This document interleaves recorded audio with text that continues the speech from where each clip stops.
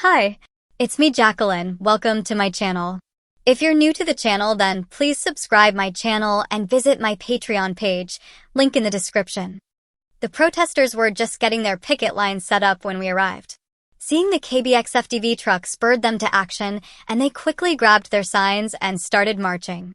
They were all dressed in kitchen whites, spattered heavily with red dye or red paint.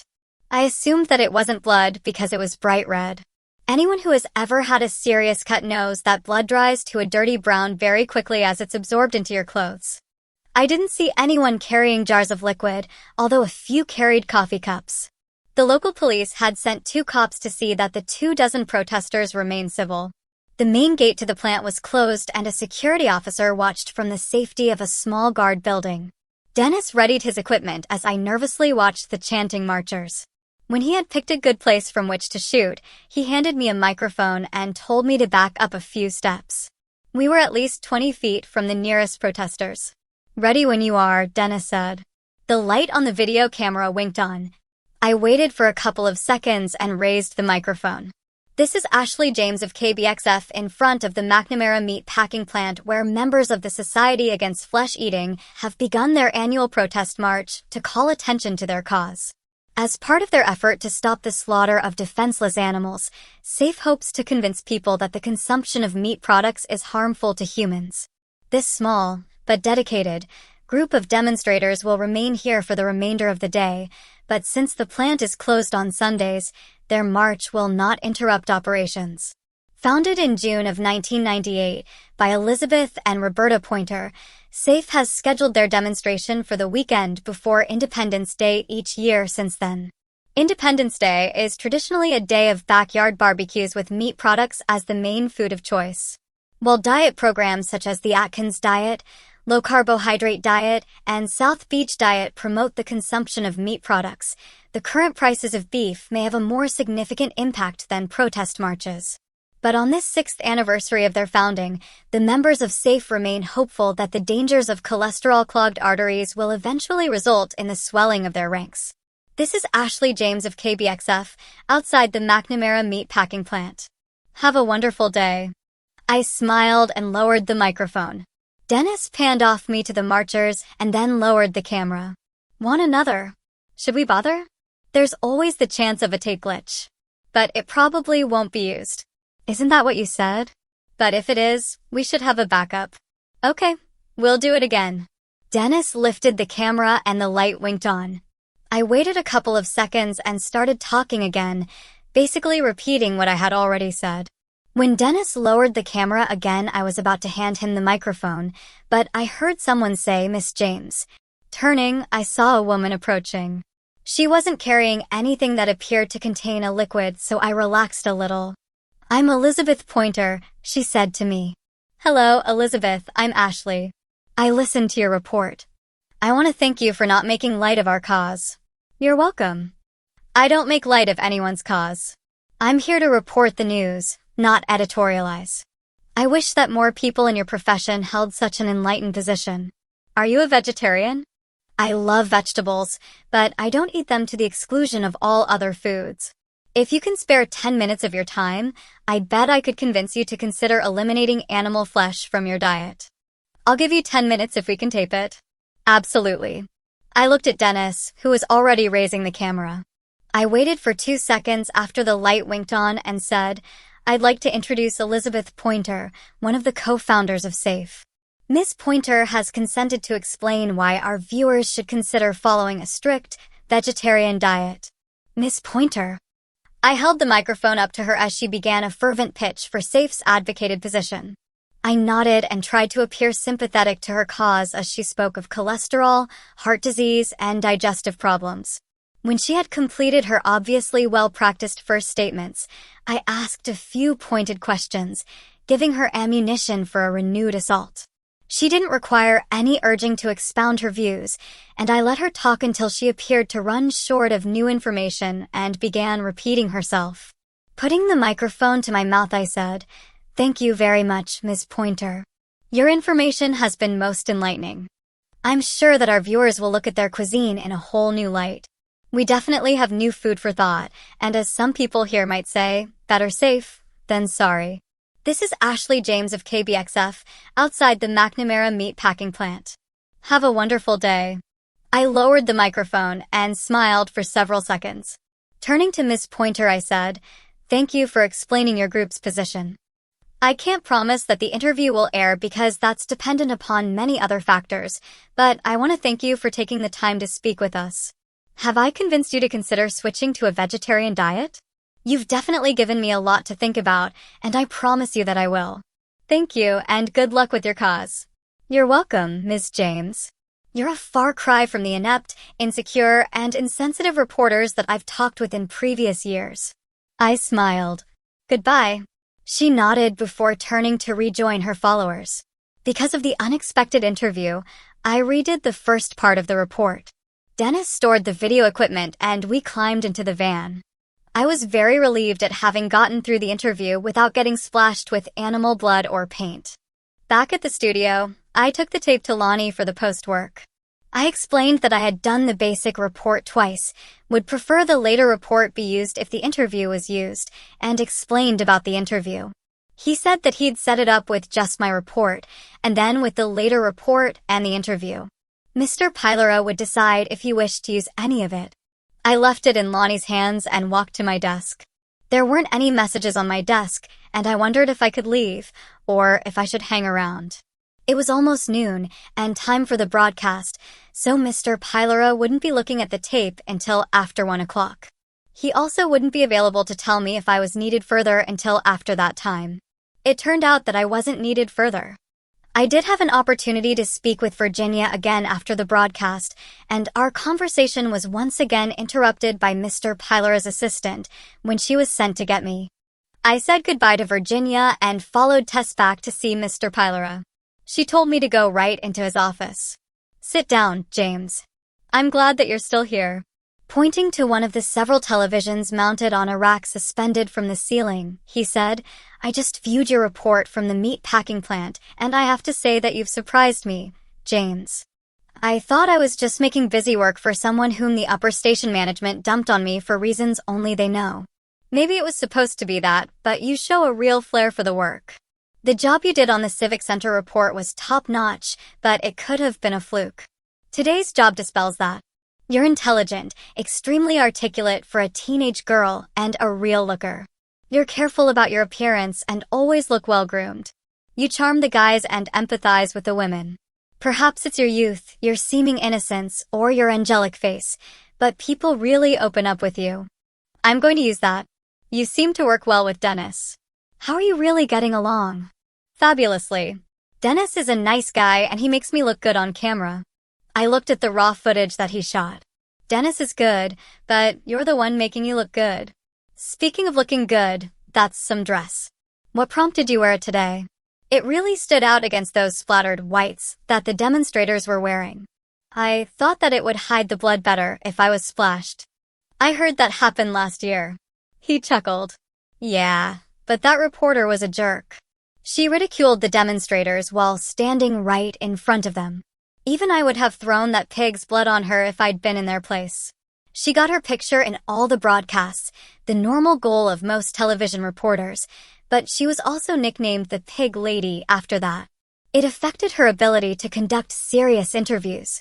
She wound up moving out of this broadcast market entirely to get a fresh start. I hear that she's still a jerk and considering another move to get another, fresh start. Some people just aren't cut out for this business. You have to get people on your side, make them identify with you, make them want to confide in you. Once you do that, they might drop their guard and start to talk openly." I nodded to show I understood and sympathized. I remember how it was when I started. It took me a while to learn how to get people to talk to me. At first, I'd only get monosyllabic answers to my questions. I had to learn how to craft my questions so that people elaborated their responses. Of course, you have to guide the conversation where you want it to go or people will go off on tangents. I remember this one old guy that kept trying to talk about World War II when I only wanted him to tell me about a car that had crashed into his house. "Did you major in journalism at college?" "Yes. I originally wanted to be a newspaper reporter like Woodward and Bernstein of Watergate fame." "You're too young to remember that." "I've read about it." "What happened?" "Opportunity. I got the opportunity to join KBXF after being turned down by half a dozen newspapers. I jumped at it and never regretted it. You never had the desire to move up to a station in a major market or perhaps a network job? I considered it. But I'd be doing exactly the same thing. The money would be better, but the expenses would be much higher and I'd have to live in a large metropolitan area. This city may not be Chicago, but it's big enough for me. I'm happy here and I don't want to move. Is your family here? Yes. Most of the older generation has passed away, but I have a brother and sister, their families, and a lot of cousins and their families, in addition to my own immediate family. My children are both in college now and expect to settle down here after graduation. My son wants to be an orthopedic surgeon, and my daughter wants to become a veterinarian. Katie's loved animals all her life. If she wasn't in college, she probably would have been out at the meat packing plant today. She was always bringing home wounded birds, baby squirrels, and stray cats when she was little. I remember this one time when she was about 8, she found this baby rabbit that was about half starved. Its mother either got killed or lost track of the baby. Anyway, she sat nursing that little bunny, feeding it milk through an eyedropper most of the day. We had to force her to go to bed that night, and I had to threaten to take the rabbit to the shelter if she didn't. Within a week, that rabbit was hopping all over the house, leaving little pellet presents everywhere. Mr. Pylora stopped talking and stared at me. Why am I telling you all this? How did you get me started talking about me, my daughter, and my family? I shrugged. Mr. Pylora smiled. As I said before, you have flair for this work. You're particularly adept at getting people to talk about themselves. Your future assignments will be real assignments, not busy work, so don't treat them lightly. If you turn in anything like the 2 you've done already, you'll be seeing a lot of them broadcast. Thank you, Mr. Pylora. Be here next Friday at 7 a.m. But I do the evening weather at 6 and 10 on Friday. You'll be done in plenty of time to do the weather. You're going to cover the city parade for us. I want you to provide the behind-the-scenes stories. You'll interview the organizers and marchers as they prepare themselves before the parade starts, and then join Jerry Buchanan on our viewing stand to provide the running commentary. The running commentary? Don't worry. We'll provide you with a page of statistics for every group in the parade. You only have to select which information you feel is relevant as the group approaches our cameras. For example, you might mention who the band leader is, how many members they have, what school or organization they represent, how long they've been formed, why they wear the colors that they do, etc. You'll have different groups than Jerry, so you aren't stepping on each other's commentary. You're also free to ad-lib a bit. I see. That sounds like quite a bit of responsibility, sir. You'll get a lot of airtime that day. Since it's a legal holiday, all our programming gets reorganized. We devote much of the day to local events, concluding with the nighttime fireworks display in McCarthy Park. I see. That's all for today. You can head home now. May I ask who was originally scheduled to work at the parade? Kay Peterson has been doing it for the past 4 years. And she's okay with me doing it now? That doesn't sound like Kay. She doesn't know yet. I only made the decision after seeing your report today. I think you can handle it just fine, and it will be refreshing to have a younger person on the viewing stand. But Kay's an anchor and a very experienced news person. Don't you want to do it? It's not that. I just don't know how it's going to affect my working relationship with Kay. I wouldn't worry about. I've just learned that a San Francisco station is showing an interest in her. They're already talking money. She may be leaving us very shortly. I see. Okay, Mr. Pylora. Thank you for your confidence in me. Sure. Send in my assistant on your way out. Yes, sir. As I walked back to my desk, I thought about next Friday. It was going to be a long day if I had to begin work at 7 a.m. and wouldn't finish until 11 p.m. After getting my purse from my desk, I called for a taxi and walked out front to wait. I was beginning to feel a lot of anxiety over the upcoming assignment because I felt that it would cause problems. I almost wished that I was still working for the catering company. Things had been so much simpler then. The other girls arrived home a little before 5, dragging as usual, and each headed to soak in a tub as soon as the leftover food had been carried into the house. As I had done last week, I cleaned out the fridge and made room for the new pans, then washed the old pans. I had already bathed, but I wasn't dressed and my hair was still up in curlers, so I spent the next hour fixing my hair and doing my makeup. I selected a very tight black skirt that almost reached my knees for my date with George. I had to wiggle into it, but its tightness would pay off later. I had difficulty putting my shoes on, what with the corset and tight skirt, but I finally managed to buckle the ankle strap. The shoes were almost like sandals, but with 4-inch heels. My toes were covered, but there wasn't any upper until you reached the heel. I wore a black sleeveless shell with the black skirt. By the time the guys began to arrive, Lisbeth, Nicole, and Suzanne were almost ready. Working nights as I did, I only saw George on Sundays, and that was fine by me. I still wasn't completely comfortable with our relationship. I enjoyed being with and talking with George, but he was interested in a more physical relationship and constantly tested the limits of my resolve. Being only 16 gave me virtual immunity, but I wondered why he hadn't moved on to a girl that would happily drop to the ground and spread her legs, even if it was statutory ape. 18 is a very difficult age for a young man. Raging hormones, telling him that it's time to procreate, are beginning to peak at a time when slightly junior females, his natural sexual partners, fertile since about age 9, are off limits according to the government. I wondered if my own hormones were causing some of my confusion. Involuntarily cast in the role of the female, was I seeking to fulfill some of my own sexual urges in the only way possible? Were they responsible for the small pleasure I had begun to feel since I had first surrendered to the inevitability of the act of kissing George? And just what hormones was my body producing, male or female? George, as usual, wouldn't be put off. He insisted on sharing a long kiss as soon as he entered the house. I put my arms on his shoulders as he wrapped his arms around me, crushing me to him, and bent my head back to meet his face. As his lips touched mine, I parted them slightly to accept the tongue that would soon be thrust deeply into my mouth. I closed my eyes and relaxed in his firm embrace until he had satisfied his initial urge and pulled his face away. I looked into his eyes and smiled as he let me go. "Hello, master," I said, continuing the game that he and I had played since the time I had been chained for punishment. "Hi, my beautiful little slave girl. Miss me? Every minute of every day, master." "Good. I like that because I feel the same. Larry and Kent are here. Go into the living room and talk sports while I finish getting ready. Let Steve in when he gets here." I walked to my room, fixed my lipstick and face, applied a little perfume, and put in my earrings.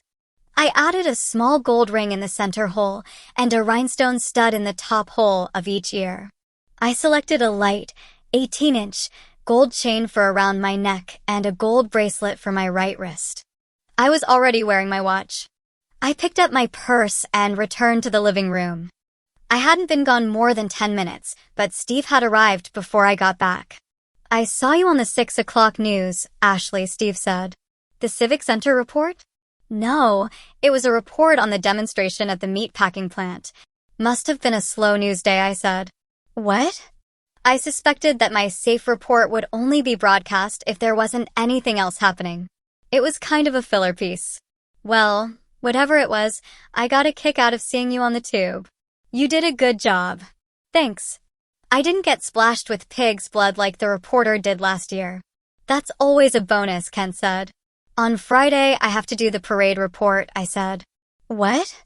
Lisbeth said from the doorway. "You're doing the parade?" "Yes. Mr. Pylora told me this afternoon." "That's an all-day job," Lisbeth said. "Tell me about it." "I have to be there at 7 in the morning and I won't be done until 11 at night because I still have to do my evening weather reports." "That's a long day," Larry said. "I'll probably have the afternoon off. The parade should be over by noon." "Are you doing it with Kay Peterson?" Kent asked. "No, I'm there in place of Kay Peterson. I'll be working with Jerry Buchanan." "Wow," Lisbeth said. "You've made the big leagues in just a few weeks. You're doing an anchor's job with one of the other anchors." "I'm not an anchor. It's just a parade, not a permanent job. I'm only supposed to comment on the groups that pass the review stand, using prepared notes about each group.